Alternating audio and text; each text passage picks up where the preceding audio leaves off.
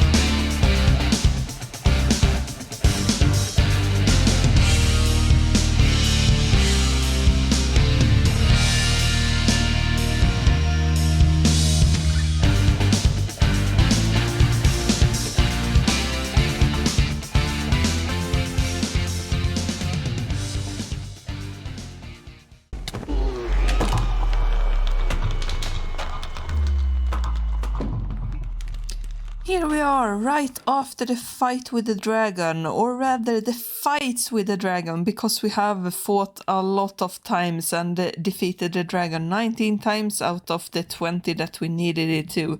Of course, we had one gateway already open since the first time we defeated the dragon, but we have all of them open right now. And as you can also see, my bow, the only thing that I don't have mending on because I have used infinity instead, I decided to, this is going to be the last stand of the bow. I thought it was going to get destroyed, but it didn't, so it's very, very nice. And I hope you enjoyed all of the clips that I have gathered up and you have watched right until now. I have actually not edited them yet, so I don't know exactly what they look like or what they are, but I have some sort of idea because I decided to record both in replay mode and both in regular OBS, so I could choose and pick from all of the different angles and everything that you can make with all of the different stuff, so we get a little bit of a different vibe to these fights because they are very tedious and very, very the same boring stuff rather. I died a couple of times and I have probably put all of those things inside of my compilation of clips as well. So now we have finished the behemoth task of killing the dragons 20 times, never going to do that again, never going to summon the dragon again, because that's going to get our end hub destroyed that we are going to build in a few moments inside of here. As you can see, progress has been made and a lot of progress, even though we're not completely finished, as you can see on the bridges over on each side here. I have still the larger part of the build left, but I decided that I wanted to do that in the form of a time lapse. So I wanted to just update you guys before I actually launch into that one and explain some of the design choices and everything like that. So to begin with, we have all of the obsidian pillars. They are at some 4, I think it's 4 or 5 different heights. So we have 1, 2, 3, and 4, and 5. The middle one there is the highest, and then we go in a sort of smaller shape. We also had one tower here that's completely demolished and buried down below. So I wanted to have some sort of entrance that was natural to get from the spawning platform, and that one has also gone through a change. Like I said, I need to get rid of that dirt as well. So here we have some quartz and some amethysts and everything like that. And as you can probably see that all of the amethysts are left here because I decided to actually change the color scheme. First things first, I had to try and get the purple. I wanted to use the purple blocks, all of the things that you find naturally in the end, because mostly I haven't built with those before. But then I got into actually trying out the skulk blocks here, and I fell in love with the cyan theme instead. So I went for cyan and changed out a bit of the quartz. Maybe Shane took some of it left and left all of the purple accents out except for the amethysts, and went and got everything else in this color scheme, the cyan and prismarine one instead. And of course we have the skulk veins. That's why we needed the skulk vein farm in the beginning as well, and covered each and every one of the pillars because then they stand out a little bit. When they are just obsidian, they sort of disappear in the background a little bit, and I want them to be visible, so that's why we have changed out those. And it's also a nice effect that if you look closely enough, I can even do like this. So if you look closely enough on the skulk blocks and even the skulk veins, you can see that they sort of shimmer a little bit, and it's a small thing that do, but it looks so great together with the prismarine that also changes colors from the more bluish ones to the more greenish one. I really love, and this makes it a small of a magical place rather than just this alien bare landscape.